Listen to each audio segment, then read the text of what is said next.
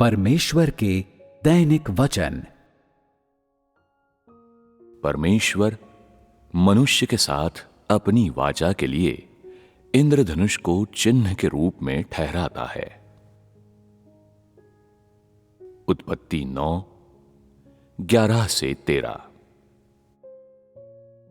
और मैं तुम्हारे साथ अपनी ये वाचा बांधता हूं कि सब प्राणी फिर जल प्रलय से नष्ट न होंगे, और पृथ्वी का नाश करने के लिए फिर जल प्रलय न होगा।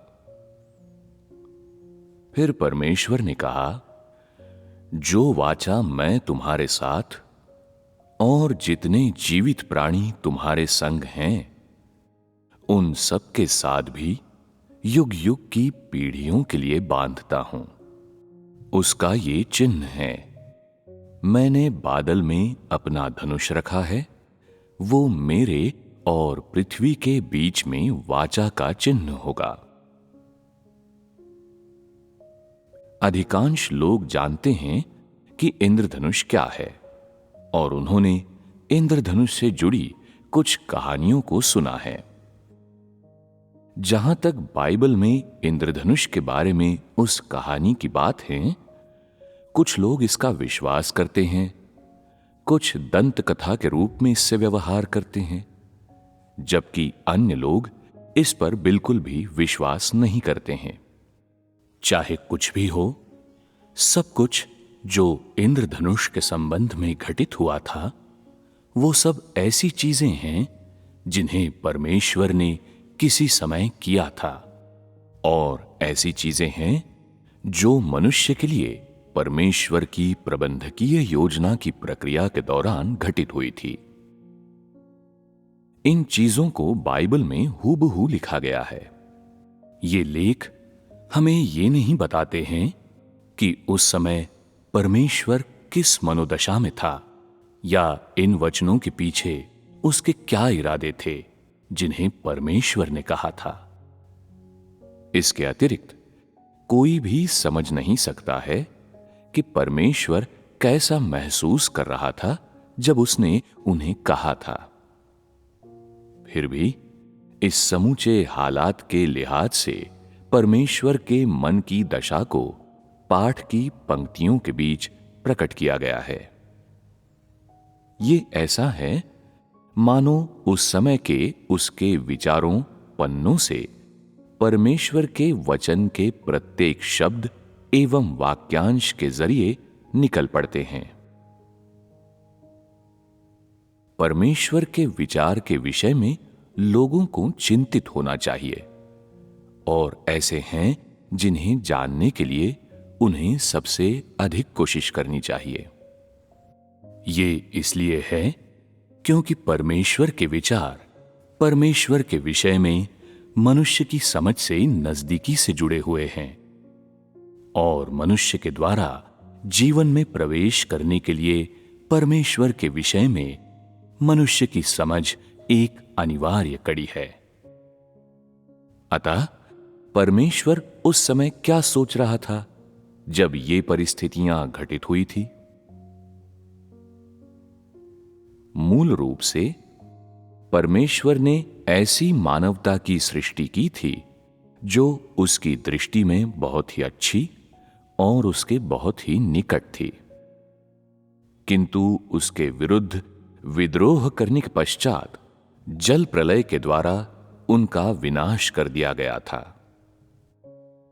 क्या इसने परमेश्वर को कष्ट पहुंचाया कि एक ऐसी मानवता तुरंत ही इस तरह विलुप्त हो गई थी?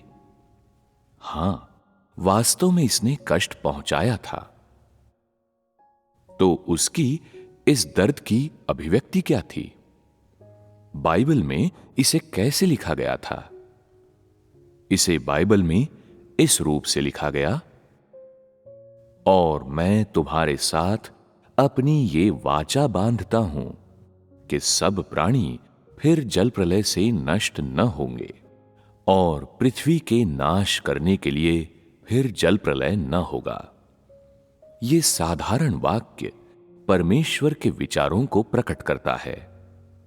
संसार के इस विनाश ने उसे बहुत अधिक दुख पहुंचाया। मनुष्य के शब्दों में वो बहुत ही दुखी था। हम कल्पना कर सकते हैं, जल प्रलय के द्वारा नाश किए जाने के बाद पृथ्वी जो किसी समय जीवन से भरी हुई थी, वो कैसी दिखाई देती थी। वो पृथ्वी जो किसी समय मानवों से भरी हुई थी, अब कैसी दिखती थी। कोई मानवीय निवास स्थान नहीं, कोई जीवित प्राणी नहीं, हर जगह पानी ही पानी और जल की सतह पर सब कुछ अस्त व्यस्त था। जब परमेश्वर ने संसार को बनाया तो क्या उसका मूल इरादा ऐसा कोई दृश्य था? बिल्कुल भी नहीं। परमेश्वर का मूल इरादा था कि समूची धरती के आर पार जीवन को देखें, कि उन मानवों को जिन्हें उसने बनाया था उन्हें अपनी आराधना करते हुए देखे। सिर्फ नूह के लिए ही नहीं कि वो उसकी आराधना करने वाला एकमात्र व्यक्ति हो, या ऐसा एकमात्र व्यक्ति जो उसकी बुलाहट का उत्तर दे सके, ताकि जो कुछ उसे सौंपा गया था उसे पूर्ण करें। जब मानवता विलुप्त हो गई तो परमेश्वर ने वो नहीं देखा जो उसने मूल रूप से इरादा किया था, बल्कि पूर्णतः विपरीत देखा। उसका हृदय तकलीफ में कैसे नहीं हो सकता था। अतः जब वो अपने स्वभाव को प्रकट कर रहा था और अपनी भावनाओं को अभिव्यक्त कर रहा था, तब परमेश्वर ने एक निर्णय लिया। उसने किस प्रकार का निर्णय लिया? मनुष्य के साथ एक वाचा के रूप में बादल में एक इंद्रधनुष बनाने के लिए ऐसी प्रतिज्ञा कि परमेश्वर मानव जाति को जल प्रलय से दोबारा नाश नहीं करेगा। ठीक उसी समय ये लोगों को ये बताने के लिए भी था कि परमेश्वर ने संसार को किसी समय जल प्रलय से नाश किया था, ताकि मानव जाति हमेशा याद रखें कि परमेश्वर ने ऐसा कार्य क्यों किया था। क्या इस समय संसार का विनाश कुछ ऐसा था जो परमेश्वर चाहता था? यह निश्चित रूप वो नहीं था जो परमेश्वर चाहता था। संसार के विनाश के बाद हम शायद पृथ्वी के दयनीय दृश्य के एक छोटे से भाग की कल्पना कर सकते हैं, परंतु हम उस सोच के करीब नहीं आ सकते हैं कि उस समय परमेश्वर की निगाहों में वो तस्वीर कैसी थी।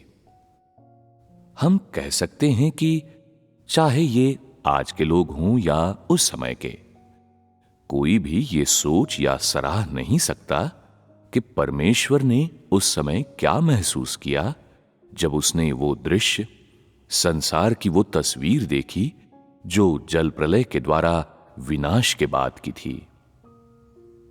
मनुष्य की अनाज्ञाकारिता की वजह से परमेश्वर इसे करने के लिए मजबूर था, परंतु जल प्रलय के द्वारा संसार के विनाश से परमेश्वर के हृदय के द्वारा सहा गया वो दर्द एक वास्तविकता है जिसे कोई नाप एवं सराह नहीं सकता है।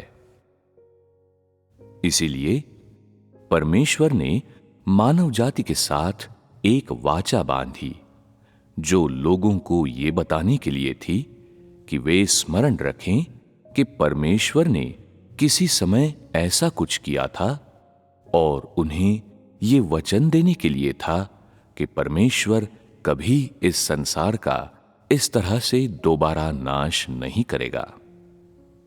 इस वाचा में हम परमेश्वर के हृदय को देखते हैं। हम देखते हैं कि परमेश्वर का हृदय पीड़ा में था जब उसने मानवता का नाश किया। मनुष्य की भाषा में जब परमेश्वर ने मानव जाति का नाश किया और मानव जाति को विलुप्त होते हुए देखा, तो उसका हृदय रो रहा था और उससे लहू बह रहा था। क्या उसके वर्णन का यह सबसे उत्तम तरीका नहीं है? मानवीय भावनाओं को दर्शाने के लिए इन शब्दों को मनुष्य के द्वारा उपयोग किया जाता है। परंतु चूंकि मनुष्य की भाषा में बहुत कमी है, तो परमेश्वर के एहसासों एवं भावनाओं का वर्णन करने के लिए उनका उपयोग करना मुझे बुरा नहीं लगता है, और ना ही ये बहुत ज्यादा है। कम से कम ये तुम लोगों को उस समय परमेश्वर की मनोदशा क्या थी, उसके विषय में एक बहुत ही स्पष्ट एवं बहुत ही उपयुक्त समझ प्रदान करता है। जब तुम लोग इंद्रधनुष को दोबारा देखोगे, तो अब तुम लोग क्या सोचोगे? कम से कम तुम लोग स्मरण करोगे कि किस प्रकार एक समय परमेश्वर जल प्रलय के द्वारा संसार के विनाश पर दुखी था। तुम लोग स्मरण करोगे कि परमेश्वर ने इस संसार से नफरत की और इस मानवता को तुच्छ जाना था। फिर भी जब उसने उन मानव प्राणियों का विनाश किया जिन्हें उसने अपने हाथों से बनाया था, तो उसका हृदय दुख रहा था। उसका हृदय उन्हें छोड़ने के लिए संघर्ष कर रहा था। उसका हृदय नहीं चाह रहा था। उसके हृदय को इसे सहना कठिन महसूस हो रहा था। उसका सुकून सिर्फ नूह के परिवार के 8 लोगों में ही था। ये नूह का सहयोग था जिसने सभी चीजों की सृष्टि करने के उसके अत्यधिक सावधानी से किए गए प्रयासों को सार्थक बनाया था। एक समय जब परमेश्वर कष्ट सह रहा था, तब ये एकमात्र चीज थी जो उसकी पीड़ा की क्षतिपूर्ति कर सकती थी। उस बिंदु से परमेश्वर ने मानवता की अपनी सारी अपेक्षाओं को नूह के परिवार के ऊपर डाल दिया था, ये आशा करते हुए कि वे उसकी आशीषों के अधीन जीवन बिताएंगे और उसके श्राप के अधीन नहीं। ये आशा करते हुए कि वे परमेश्वर को फिर कभी संसार को जल प्रलय से नाश करते हुए नहीं देखेंगे, और साथ ही ये भी आशा करते हुए कि उनका विनाश नहीं किया जाएगा। यहां से हमको परमेश्वर के स्वभाव के किस भाग को समझना चाहिए? परमेश्वर ने मनुष्य को तुच्छ जाना था क्योंकि मनुष्य उसके प्रति शत्रुतापूर्ण था, लेकिन उसके हृदय में मानवता के लिए उसकी देखभाल, चिंता एवं दया अपरिवर्तनीय बनी रही। यहां तक कि जब उसने मानव जाति का नाश किया, उसका हृदय अपरिवर्तनीय बना रहा। जब मानवता परमेश्वर के प्रति एक निश्चित दायरे तक भ्रष्टता एवं अनाज्ञाकारिता से भर गई थी, परमेश्वर को अपने स्वभाव एवं अपने सार के कारण और अपने सिद्धांतों के अनुसार इस मानवता का विनाश करना पड़ा था। लेकिन परमेश्वर के सार के कारण उसने तब भी मानव जाति पर दया की, और यहां तक कि वो मानव जाति को छुड़ाने के लिए विभिन्न तरीकों का उपयोग करना चाहता था ताकि वे निरंतर जीवित रह सकें। इसके बदले में मनुष्य ने परमेश्वर का विरोध किया, निरंतर परमेश्वर की अनाज्ञाकारिता करता रहा और परमेश्वर के उद्धार को स्वीकार करने से इनकार किया, अर्थात उसके अच्छे इरादों को स्वीकार करने से इनकार किया। इससे कोई फर्क नहीं पड़ता कि परमेश्वर ने उन्हें कैसे बुलाया, उन्हें कैसे स्मरण दिलाया, कैसे उनकी आपूर्ति की, कैसे उनकी सहायता की या कैसे उनको सहन किया, क्योंकि मनुष्य ने इसे नहीं समझा या इसे नहीं सराहा, नहीं उन्होंने कुछ ध्यान दिया। अपनी पीड़ा में परमेश्वर अब भी मनुष्य को अपनी सर्वाधिक सहनशीलता देना नहीं भूला था। वो मनुष्य के वापस मुड़ने का इंतजार कर रहा था। अपनी सीमा पर पहुंचने के पश्चात उसने वो किया जो उसे बिना किसी हिचकिचाहट के करना था। दूसरे शब्दों में, उस घड़ी से वहां एक विशेष समय अवधि एवं प्रक्रिया थी जब से परमेश्वर ने मानव जाति का विनाश करने की योजना बनाई, तब से उसके मानव जाति के विनाश के अपने कार्य की आधिकारिक शुरुआत करने तक। ये प्रक्रिया मनुष्य को पीछे मुड़ने के योग्य बनाने के उद्देश्य के लिए अस्तित्व में थी, और ये वो आखिरी मौका था जो परमेश्वर ने मनुष्य को दिया था। अतः परमेश्वर ने मानव जाति का विनाश करने से पहले इस अवधि में क्या किया था? परमेश्वर ने प्रचुर मात्रा में स्मरण दिलाने एवं उत्साह वर्धन करने का कार्य किया था। इससे कोई फर्क नहीं पड़ता है कि परमेश्वर का हृदय कितनी पीड़ा एवं दुख में था। उसने मानवता पर अपनी देखभाल, चिंता और अत्यंत दया का अभ्यास करना जारी रखा। हम इससे क्या देखते हैं? बेशक हम देखते हैं कि मानव जाति के लिए परमेश्वर का प्रेम वास्तविक है और केवल ऐसी चीज नहीं है कि वो दिखावा कर रहा है। यह वास्तविक, स्पर्शगम्य एवं प्रशंसनीय है, जाली, मिलावटी, झूठा या कपटी नहीं है। परमेश्वर कभी किसी छल का उपयोग नहीं करता है या झूठी तस्वीरें नहीं बनाता है कि लोगों को यह दिखाए कि वो कितना प्रेमी है। वो लोगों को अपने प्रेमीपन को दिखाने के लिए या अपने प्रेमीपन एवं पवित्रता के दिखावे के लिए झूठी गवाही का उपयोग नहीं करता है। क्या परमेश्वर के स्वभाव के ये पहलू मनुष्य के प्रेम के लायक नहीं हैं? क्या वे आराधना करने के योग्य नहीं हैं? क्या वे संजो कर रखने के योग्य नहीं हैं?